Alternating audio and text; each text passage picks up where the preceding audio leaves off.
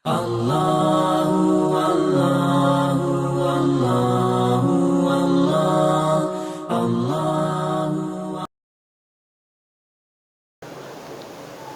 Allahumma salli wa sallim wa barik ala sayyidina Muhammadin sayyidis sadat wa ala alihi wa ashabihi ahlul fadaili wal karamat. Jemaah salat subuh yang dimuliakan Allah Subhanahu wa taala, kepada Allah kita panjatkan puji syukur yang tiada terhingga. Rahmat, hidayah serta inayahnya masih tetap tercurah kepada kita sampai dengan saat ini. Alhamdulillah, sepertiga dari ibadah syam kita telah berlangsung, kita laksanakan dengan baik. Kita memohon dengan penuh tulus ikhlas kehadirat Allah yang Maha Kuasa, agar kita diberi kekuatan lahir dan batin untuk kita mendapat kemudahan dan kelancaran melaksanakan seluruh aktivitas ibadah puasa kita hingga sempurna di akhir Ramadan nantinya. Salawat dan salam kepada junjungan kita Rasul yang mulia Nabi besar Muhammad sallallahu alaihi wasallam.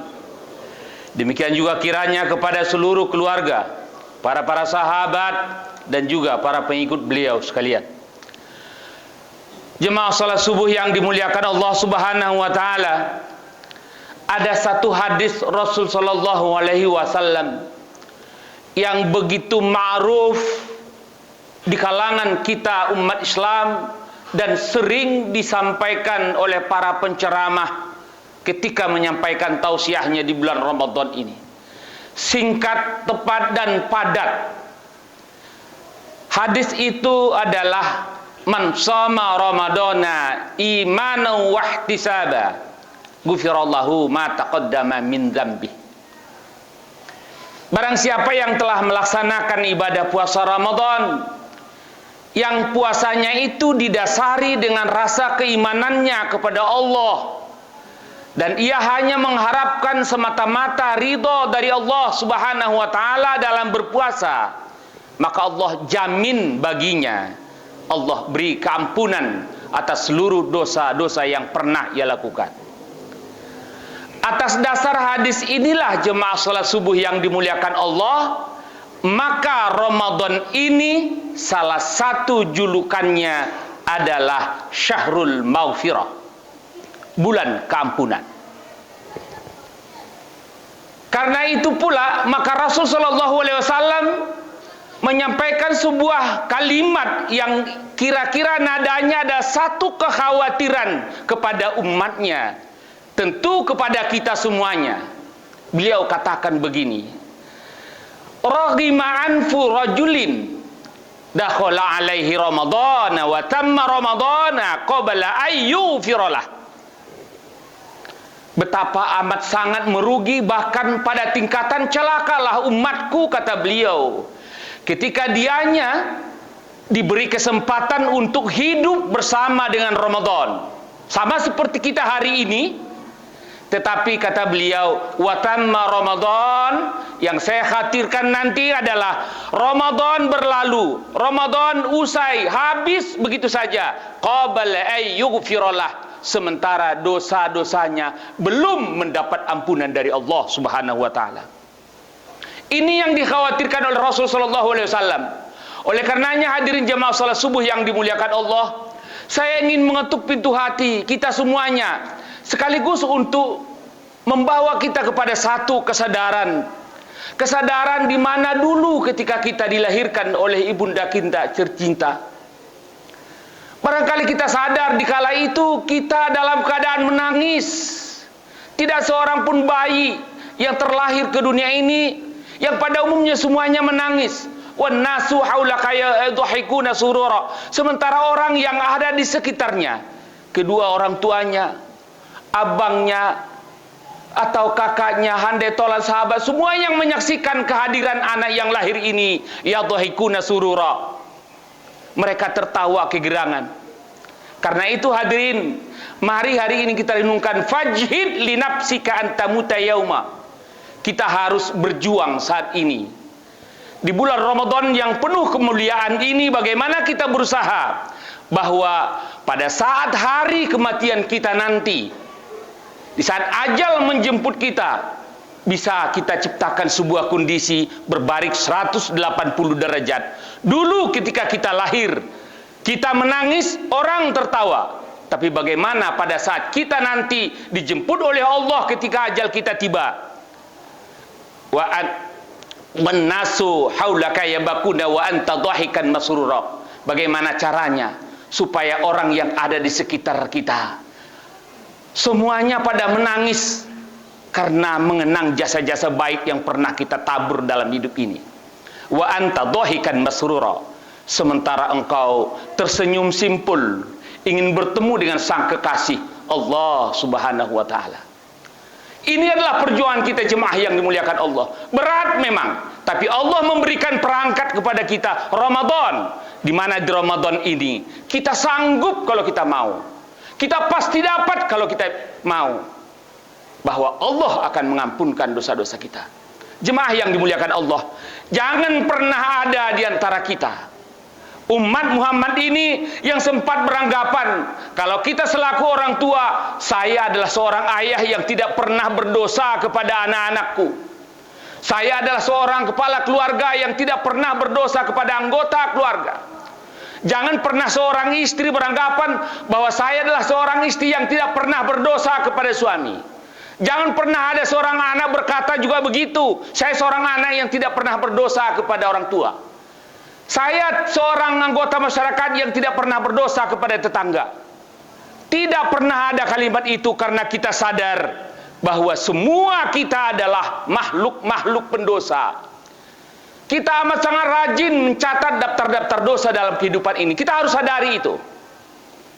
Kita harus sadari sesungguhnya bahwa dosa yang kita lakukan ini, ada kalanya dosa itu langsung kepada Allah karena keangkuhan kita kepadanya. Tapi ada kalanya juga dosa kita kepada Allah melalui perantaraan manusia. Kita berdosa karena memang ulah tangan kita sendiri. Boleh jadi kita berdosa karena ucapan mulut dan lidah kita sendiri. Bisa jadi kita berdosa karena pandangan mata, pendengaran telinga, bahkan gerak hati kita bisa memunculkan dosa dalam kehidupan ini. Pendekatan sebetulnya bagi kita ini, ruang untuk jalannya dosa dalam kehidupan ini amatlah sangat banyak. Dan itulah yang harus kita sadari. Jemaah yang dimuliakan Allah, ada sebuah filosofi dari kenyataan hidup yang kita lalui, bahwa ketika seorang laki-laki, katakan orang tua, menangis, pada umumnya mereka menutup matanya pada saat ia menangis. Rata-rata laki-laki ketika menangis, dia tidak ingin air mata keluar, dia tutup matanya. Tapi cobalah kita lihat, pada saat wanita menangis, dia tidak menutup matanya, tetapi justru menutup mulutnya. Seakan dia tidak ingin keluar sesuatu dari mulutnya akibat daripada tangisan itu. Sebetulnya itu adalah satu gambaran bahwa dua anggota tubuh yang ditutup itu, mata dan mulut, adalah dua anggota tubuh yang paling besar kontribusinya memberikan dosa dalam kehidupan kita. Kita harus akui itu. Kita tidak terlalu yakin bahwa kita yang ada hadir di tempat ini adalah para pendosa karena berzina. Kita tidak terlalu yakin bahwa kita ini berdosa karena kita pernah membunuh orang, kita minum khamar, kita mencuri. Tidak terlalu yakin. Kalaupun yakin ada, itu persentasenya amatlah sangat kecil. Tetapi dosa kita yang paling besar tiap saat adalah dosa yang selalu bertaburan, yang datangnya dari pandangan mata dan ucapan lisan ini. Jemaah yang dimuliakan Allah, begitulah gambaran dosa yang harus kita sadari dalam kehidupan ini. Oleh karenanya, hadirin jemaah yang dimuliakan Allah Subhanahu wa taala, andaikan dosa ini tidak terampunkan oleh kita dengan Allah Subhanahu wa taala di bulan yang mulia ini, maka kerugiannya paling besar ada 3 hal. Pertama, jika dosa kita tidak diampunkan, di bulan Ramadan yang mulia ini, akan sangat besar kemungkinan dosa itu tidak akan terampuni di bulan-bulan yang lain. Ini adalah kesempatan yang amat sangat berharga. Karena itu kesempatan itu harus dimanfaatkan betul-betul. Kalau dosa tidak diampunkan, maka Allah mengharamkan apa yang disebut dengan surga yang senantiasa kita rindukan itu. Sekecil apapun dosa yang dilakukan oleh kita, dengan cara apa dosa itu berlaku bagi kita, itu adalah penghalang setiap hamba untuk masuk ke dalam surga sebelum mendapat ampunan dari Allah. Itu pasti, itu pasti. Oleh karenanya jangan pernah menganggap sepele dengan dosa, sekecil apapun itu dosa. Karena itulah Rabi'atul Adawiyah, seorang tokoh sufi, setiap saat di sepertiga malam yang terakhir, dia membuka catatan kecil dalam secari kertas di sepertiga malam yang terakhir ketika dia bermunajah kepada Allah. Rupanya Rabi'atul Adawiyah setiap hari ia melakukan aktivitas hidup, bersamaan dengan itu ia mencatat menurut dirinya apa pelanggaran dan dosa sekecil apapun yang ia lakukan sepanjang hidupnya dalam satu hari. Itulah makanya dalam sepertiga akhir malam itu dia bermunajah kepada Allah sampai bengkak matanya menangis, memohon ampun kepada Allah dengan dosa-dosa yang kecil yang ia lakukan ini. Jemaah yang dimuliakan Allah, ada yang menarik dengan perilaku Rabi'atul Adawiyah ini. Suatu ketika pernah ada orang yang melihat secari kertas ini. Ada apa catatan Rabi'atul Adawiyah dalam satu hariannya, yang kemudian sepertiga malam terakhir sampai bengkak matanya menangis mengadu kepada Allah minta ampun. Ternyata ia melakukan sesuatu yang menurut kita jauh dari dosa, tetapi itulah yang ia lakukan sehingga ia menangis di hadapan Allah Subhanahu wa taala. Rabi'atul Adawiyah pernah melihat aurat kawan jenisnya tanpa sengaja. Jemaah yang dimuliakan Allah, melihat aurat kawan jenis tanpa sengaja bagi dirinya sebagai seorang sufi merasa sebuah dosa, dan ia mohon maaf dan minta ampun kepada Allah atas dosa yang sekecil itu. Bayangkan jemaah yang dimuliakan Allah, bandingkan dengan perilaku kita setiap hari yang begitu rajin melakukan perbuatan maksiat di hadapan Allah Subhanahu wa taala. Karenanya dosa adalah satu penghalang untuk masuk ke dalam surga. Karenanya dosa itu haruslah mendapat ampunan dari Allah.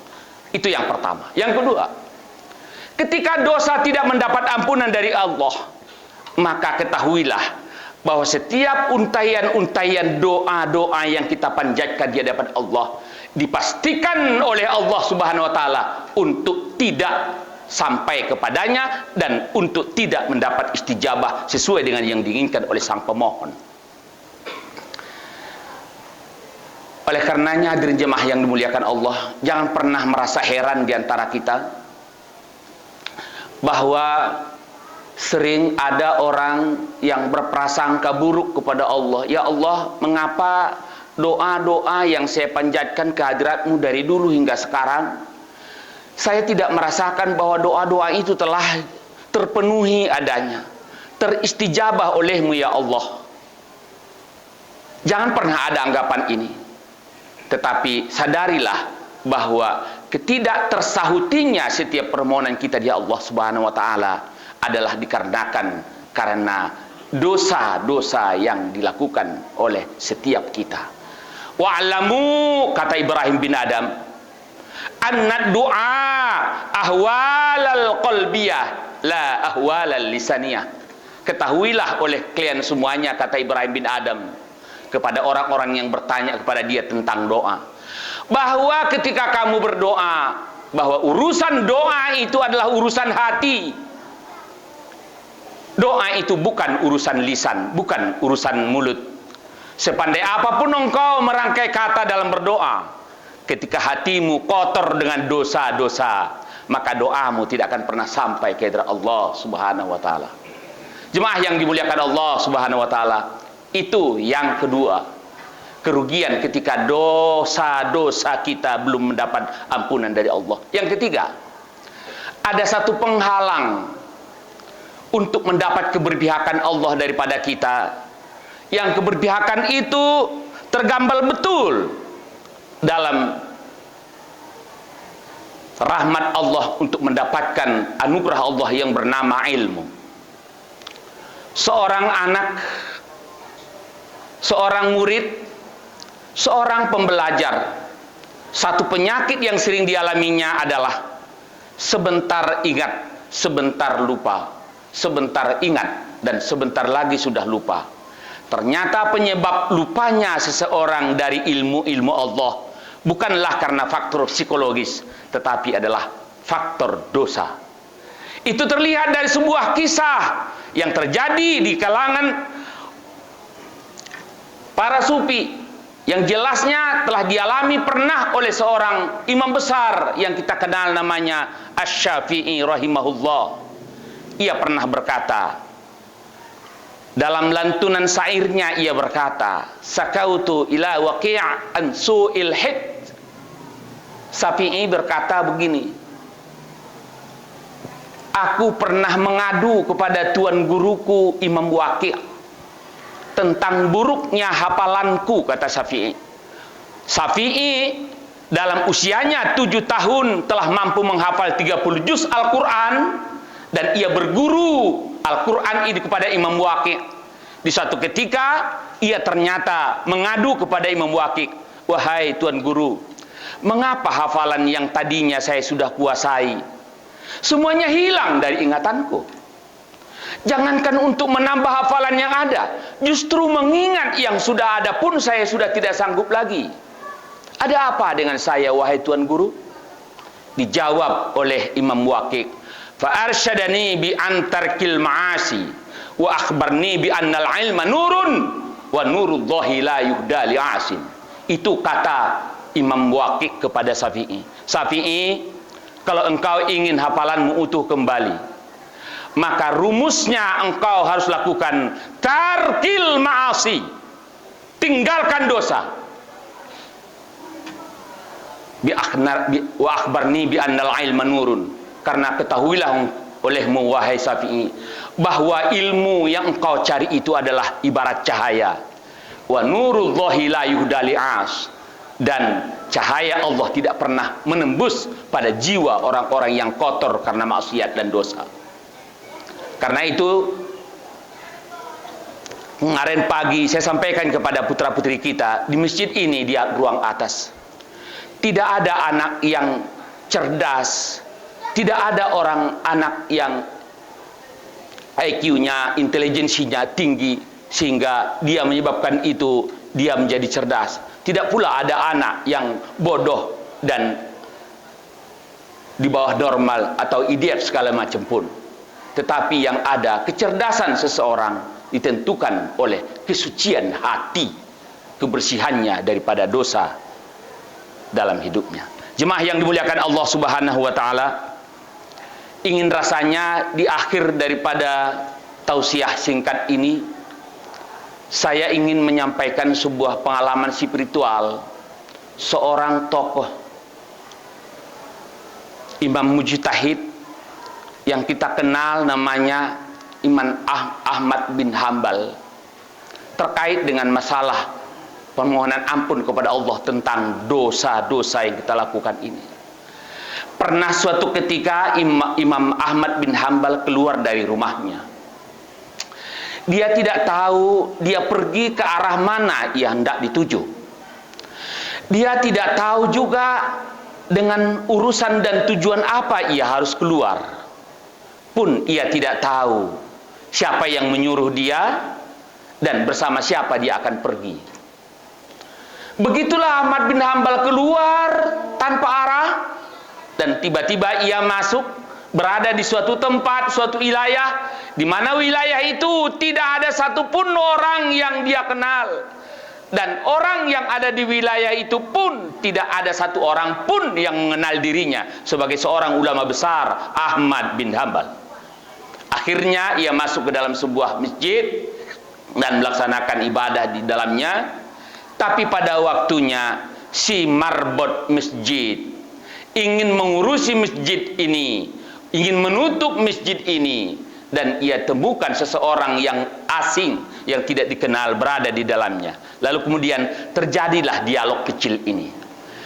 Jemaah yang dimuliakan Allah, Tuan, saya melihat Tuan dari tadi ada di sini, dan saya lihat Tuan adalah orang asing di tempat kami. Kalau boleh saya tahu, ada tujuan apa Tuan datang ke tempat kami? Oleh Ahmad bin Hambal menjawab, saya tidak tahu tujuan apa saya harus ada di sini, tapi tiba-tiba saya ada di sini. Kalau begitu, kemana Tuan harus pergi setelah ini? Ia pun menjawab, saya tidak tahu juga kemana saya harus pergi setelah ini. Si marbot masjid menawarkan sebuah tawaran, kalau Tuan tidak berkeberatan, silakan Tuan untuk beristirahat dan menginap di tempat saya, di rumah saya. Dan Ahmad bin Hambal pun menginaplah di rumah si marbot ini. Pada saat malam hari, Ahmad bin Hambal terbangun. Biasanya ia memang terbangun sampai sepertiga malam terakhir. Tapi ternyata si marbot masjid ini sudah lebih awal bangun daripada dirinya bangun. Dia lihat si marbot masjid lagi melakukan sebuah aktivitas. Rupanya ia tengah melakukan pekerjaan aktivitas hariannya, yaitu mengadon tepung untuk membuat roti untuk besok pagi dijual, memenuhi kebutuhan keluarganya. Tapi sambilan ia mengadon tepung dan membuat kue ini, seperti terdengar suara dia berbincang-bincang dan bercakap-cakap dengan seseorang. Pada pagi harinya, jemaah yang dimuliakan Allah, Ahmad bin Hambal bertanya, Tuan, mohon maaf tanpa sengaja tadi malam saya melihat Tuan melakukan aktivitas, dan saya lihat Tuan berbincang-bincang dengan seseorang. Bolehkah saya tahu dengan siapa Tuan berbincang-bincang? Kata si marbot masjid ini, saya tidak berbincang-bincang dengan siapa-siapa, tapi saya lihat Tuan ada berbicara, terdengar suara.